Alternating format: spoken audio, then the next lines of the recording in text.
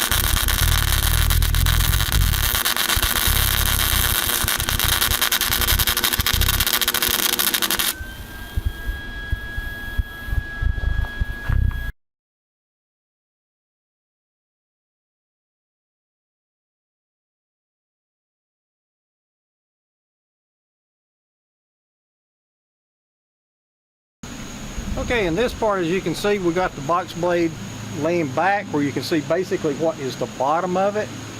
And I know you can't see this very well. I'll zoom in here in a minute. So this hole for one of the rippers is bent back pretty bad. And you probably can't see it. I'll zoom in on it, but this one over here is bent really bad. Give me just a minute and I'll zoom in on those for you.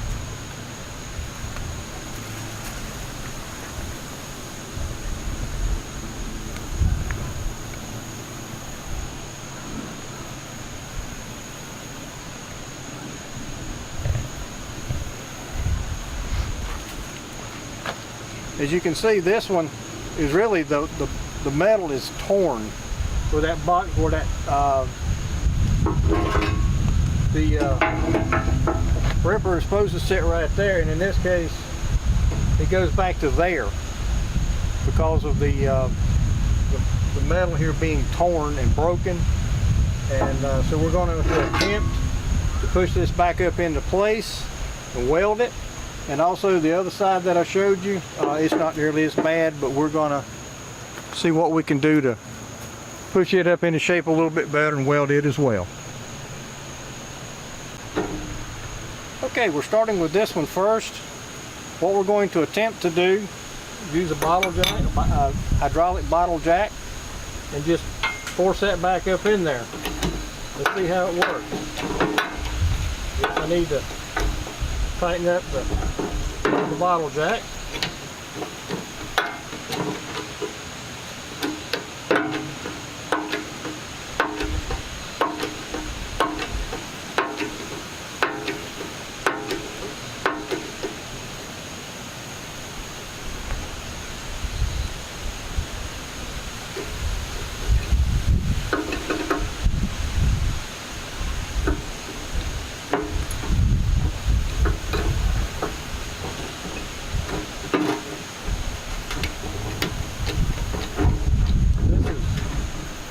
This is working, but it's pushing the end up more than the back. I'm trying to push the back side up.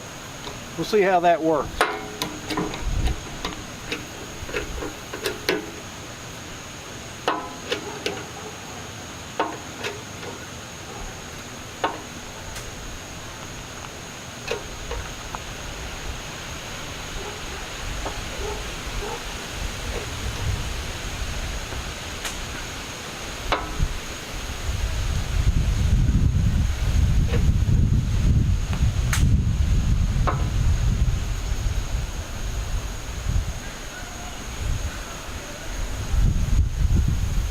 Okay, it's going, but it's not going like I would like. I'm going to take my grinder and see if I can grind the metal a little bit to make a little bit more room for that piece to go back up in there. Take the pressure off the jack. And then I'll try grinding it a little.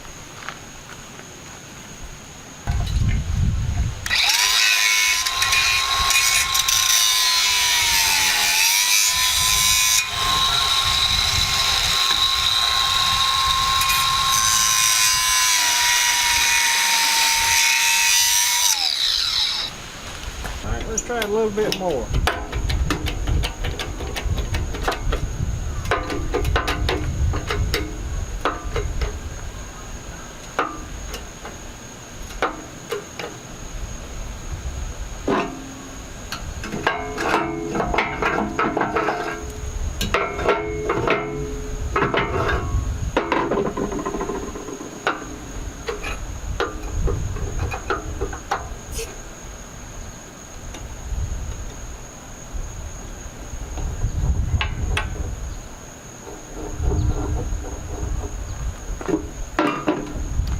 Okay, I'm going to leave it at that point.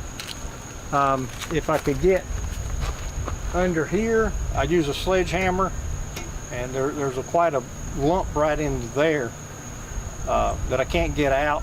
The jack could put more pressure on it, but I'm afraid I would damage something, maybe the jack, maybe the box blade. But I'm going to leave that. I'm going to weld this. May even weld a piece of metal right across there to reinforce it. And on the other one, I'm going to do something very similar.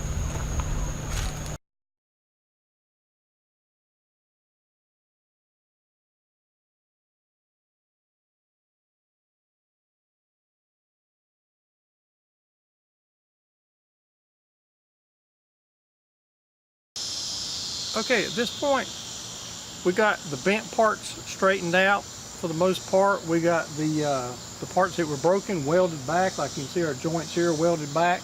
We're going to smooth those welds up a little bit as we move along with the sanding. And so now we're going to work on sanding some of the rust and the old paint off. And I got this grinder with D-bolt. Got one of these blades that looks like a bunch of layers of sandpaper. That's what we're going to use to work on getting some of the old rust and paint off. So we're going to start with this, and here we go.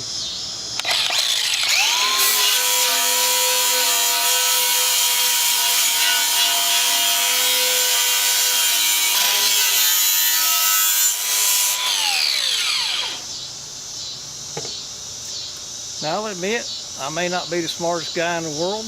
I don't have a dust mask.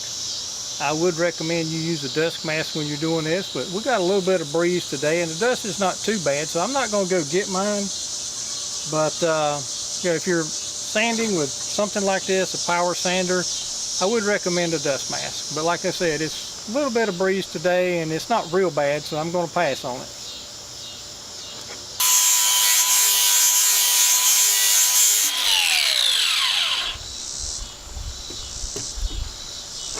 Now for what I'm doing here today, this is about as good as I'm going to sand it. I'm not worried about getting all the way down to the bare metal. I just want to get most of the loose old rust and old paint off. So that's about as far as I'm going to go with the sanding on this particular project. But I got a lot more to do, so I'll show you what I'm going to put on it. Okay, so here's what I've chosen to paint it with. I'm going to start with the Rust-Oleum. It's high performance rusty metal primer. I think that'll do us a good job over this old little bit of rust here and old paint. So I'm going to start with a good coat of that. And of course I got a John Deere tractor, so we're going to do a finish coat of John Deere green. I also have gloss black for the rippers and some of the other pieces, just to give it a little bit of color difference, make it look a little bit nicer. Okay, now I got the sanding done on the part that I can get to. Obviously I'll have to turn it over to get to some other parts, but the sanding was dustier than I expected. I should have worn a dust mask and I didn't. Obviously I changed shirts, I washed up a little bit because I was pretty filthy when I got through. So I would caution you, if you're going to be sanding with a power sander like that, wear a dust mask. You may even want to wear long sleeves and gloves, I don't know, but it was awfully messy. Now I got my paint out, and I'm going to start painting the primer on the top parts that I sanded. And when I get through with that, I'll paint the John Deere green. When that dries, I'll turn it over and repeat the process on the parts I can't get to now. So here we go.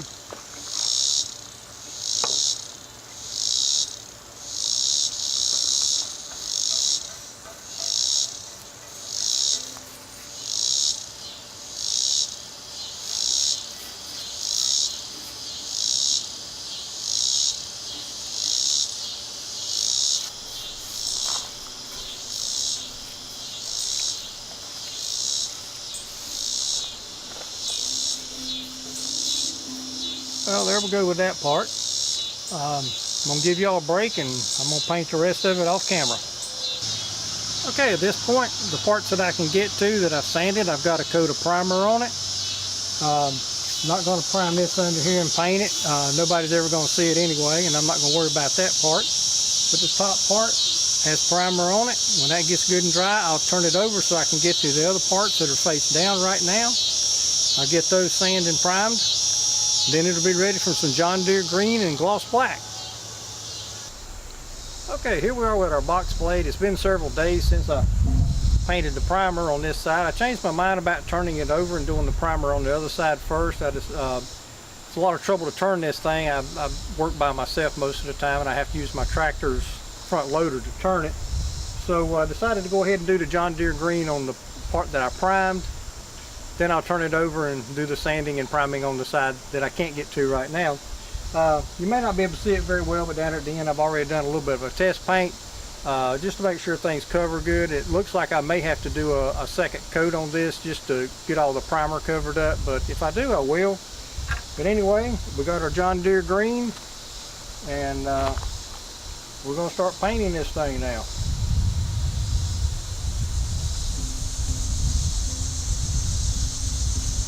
And as I said, it doesn't seem to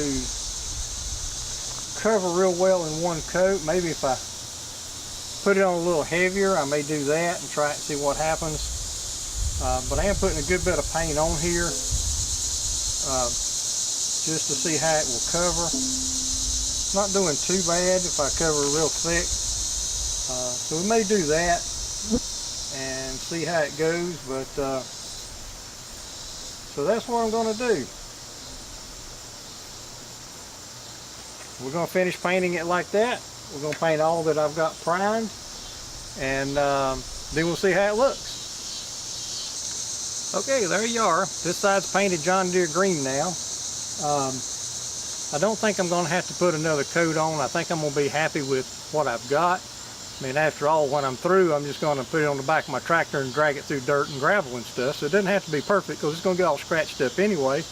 So anyway, that's the first coat, or the first side, painted with primer after being sanded down and then coated with John Deere green. It's looking pretty good. I'm pretty happy with what I've got so far. And now we'll give it a couple days maybe to dry, and we'll get it flipped over and do the same thing on the parts that we can't get to now. And then we'll sand and prime and paint the bracing that goes on the top of it, because I hadn't started on that, as well as the rippers. All those parts will be painted gloss black using the same Rust-Oleum primer and Rust-Oleum paint that I did this part with. So when I'm all done, it should look pretty good. Okay, at this point we've got all the primer on all our parts, including the brackets and the rippers. Most of the green is painted, although not here. I still got to paint the John Deere green here.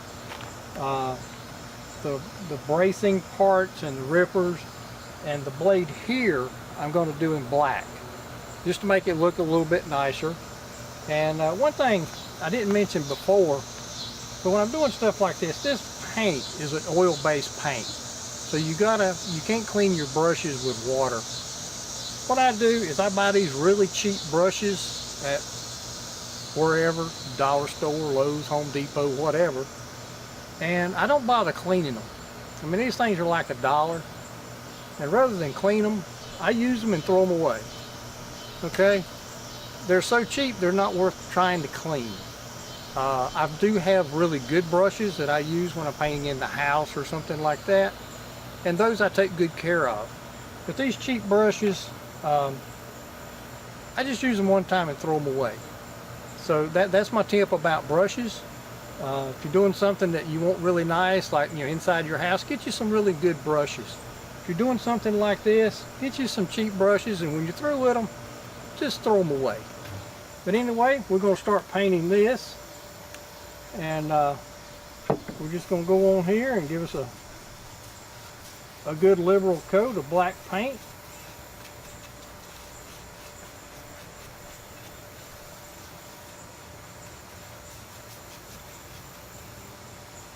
Okay, we're going to paint all these parts, like I said, in black. We're going to paint the blade this side and the blade on the other side in the black. And then we'll come back, we'll finish this part in the John Deere green to match the rest of the blade. And when that paint's dry, we'll start putting this thing together, and we'll show you where we end up. Okay, there you have it. All the parts are painted up and ready to go. I'll give it a day or two for the paint to dry good, and then I'll put it back together and I'll show you the finished product. Okay, here we are again. We got our box blade completely painted. We got all our bracing painted. The rippers are painted, although they're over here behind me. I got new bolts for everything that bolts together.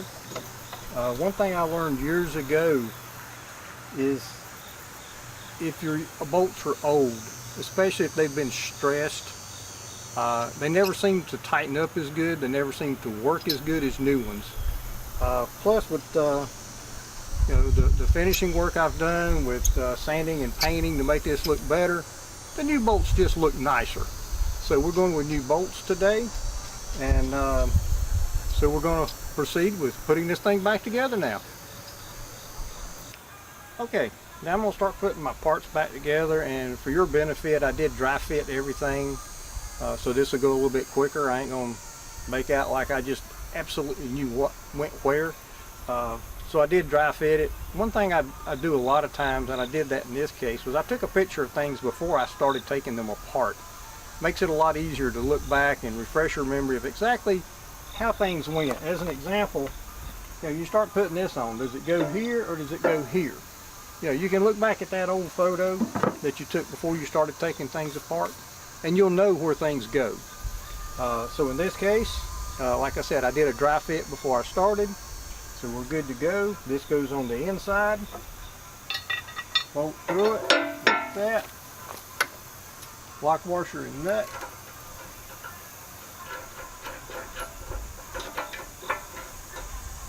And I'm just going to get it tight enough that things don't fall apart at this point. Go ahead and do the other side. Get there, and up this way. Lock washer and nut.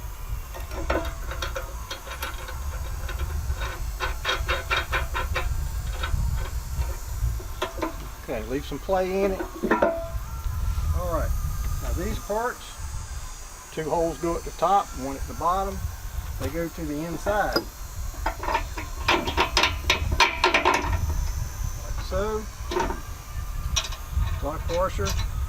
And I don't think you'll be able to see this very well, but some nuts like this, there's a way that it goes on. If you look at this nut, there's a little bit of a flange tapered off here on these edges, but not on this side. This side goes to the working side of what you're working on. This is the outside, so it goes on like that.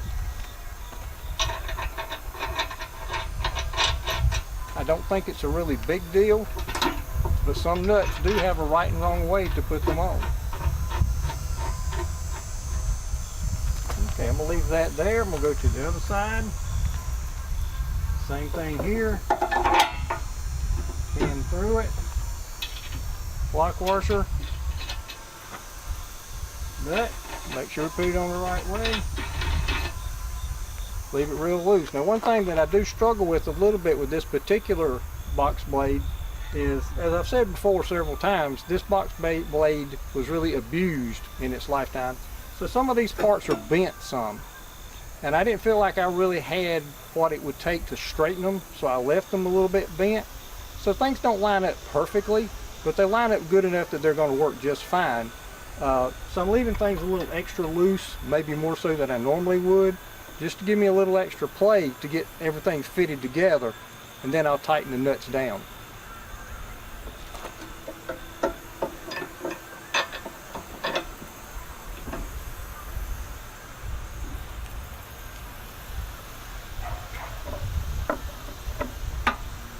A little spacer tried to run away.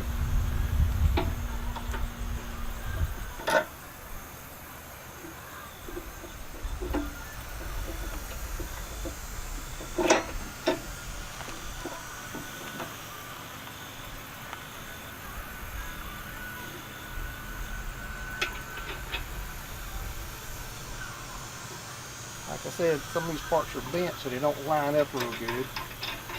Loosen the bolts up a little bit more, and it makes it easier to get things together. Lock washer, another nut.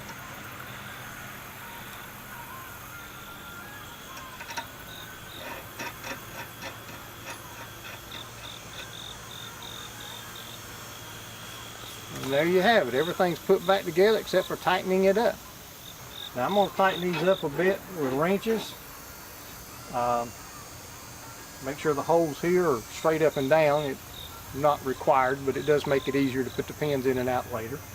But I'll tighten these up with just regular wrenches. Then I'll get my impact tools out and really tighten them down good. You don't want these things coming loose when you're working.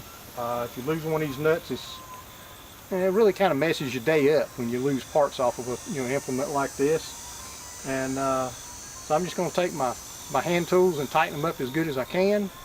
Then I'll get my impact tools out and tighten them down a little bit better.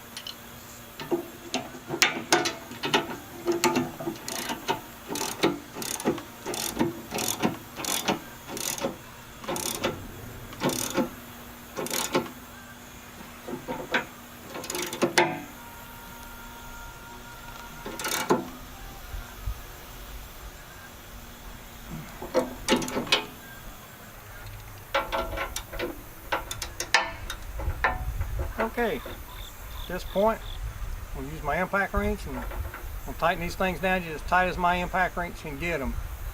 When I bought bolts, I bought a high quality, high strength bolts. They were not grade 8, I think they were grade 6 or something like that. But they can take a lot of tightening without worrying about stripping them out or breaking them. So I want these bolts as tight as I can get them so they don't work loose over time.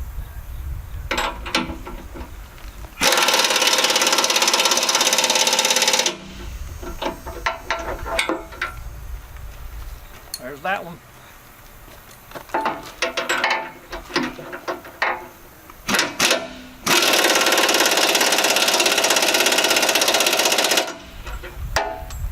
One to go.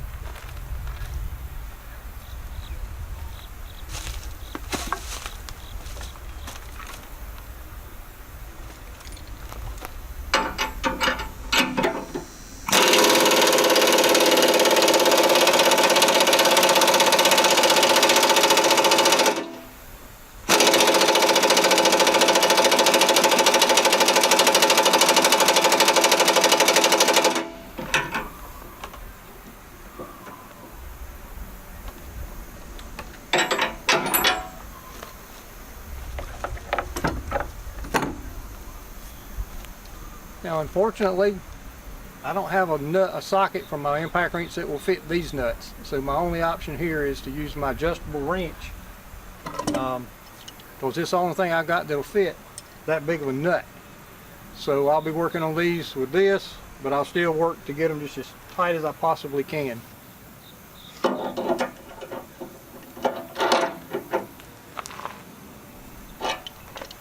And I got to get another wrench because this side's turning now.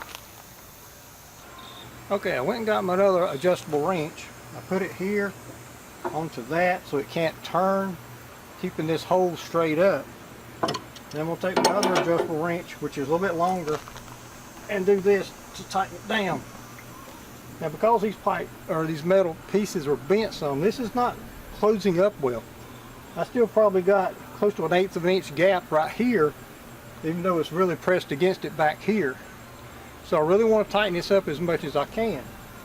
Now don't tell anybody you saw me do this, because it's kind of dangerous. It's not real smart. But I'm going to snug that up. I'm going to put a pipe on my wrench.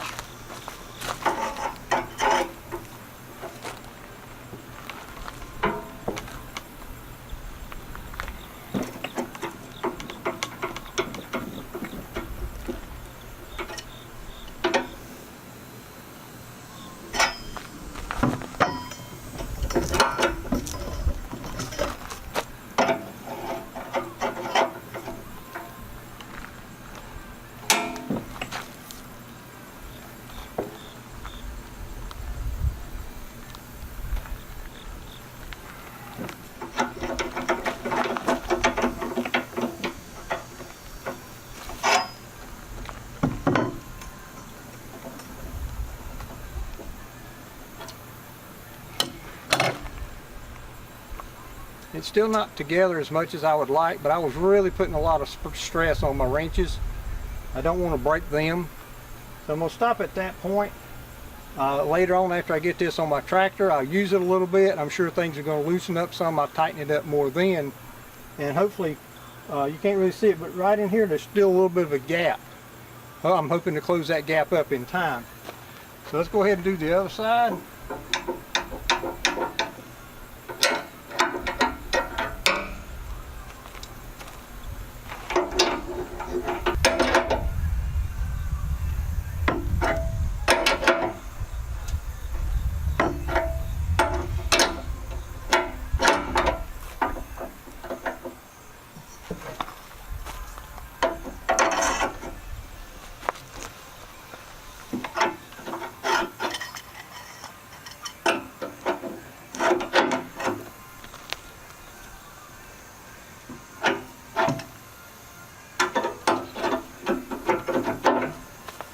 Again, don't tell people you saw me putting a pipe on my wrench. It's not a smart thing to do. You stress tools beyond what they were designed for. Sometimes you break things. So I shouldn't do that. I apologize to anybody that might be offended, but I don't recommend it. But in this case, I'm going to take my chances anyway. So just be aware that if you do that, you're taking a chance that you're going to break something. You may even break yourself. Real short story, I knew a man some years ago. He was in the logging business, had a sawmill, and he was using a one of those things that you use to tighten chains down when you load your wood on a flatbed truck, and he's using a pipe to pull the handle down, and the pipe slipped off the handle of that chain tightener, whatever they call it. I can't remember what they're called right now, and that handle came up and hit him in the jaw and busted his jaw up really bad. He never really got over that. So don't do this, okay? If you do, just know that you're really taking a chance. You might break your tools, you might break the bolt, you know, you might hurt yourself. So my advice is don't put a piece of pipe on a wrench. So don't tell anybody you saw me doing this.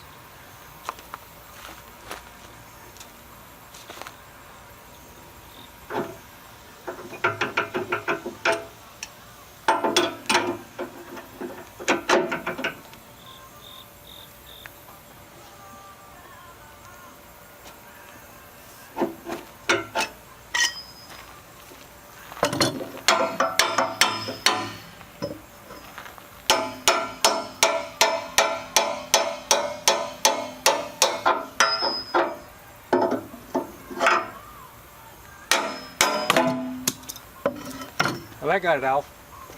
Anyway, that's as tight as I'm going to get them right now. You know, after I use this box blade, you know, a time or two, I'll constantly be going back and checking these bolts to see if I can snug them up a little bit more, because they're not as, the parts are not pulled together as much as I would like to see them pulled together. And with use and a little bit of stress, those parts are probably going to come together better. I'll be able to tighten these nuts up a little bit better, and then I'll be even happier with it. But for now, that's as far as I'm going to go.